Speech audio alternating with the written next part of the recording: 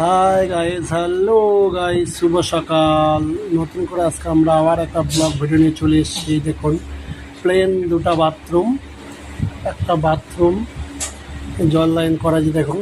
আমরা প্রথম একটা বল ভাব বসিয়েছি, মানে স্টপ কক বসিয়েছি হেড শাওয়ারের জন্য। নিচে একটা টেপ দিয়েছি, এইভাবে চলে যাচ্ছে এই রাউন্ড হয়ে। হওয়ার পর এই যে ওয়াল থেকে চলে আসলো নেক্সট আর একটা কানেকশন। আমরা এটা সিপিভিসি পাইপ দিয়ে করেছি। এই নেক্সট এখানে গিয়ে আমাদের একটা হোল্ড হয়ে পিছন দিয়ে গেল বেসিং হওয়ার জন্যই দেখছি।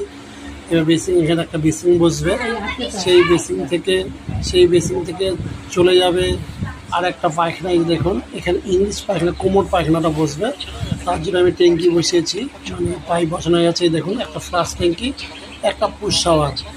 তো গাইস, এখান থেকে আমরা নেক্সট আবার চলে যাবো আরেকটা বাথরুমে। এই দেখতে পাচ্ছেন, এখানে আমাদের আরেকটা বাথরুম হবে।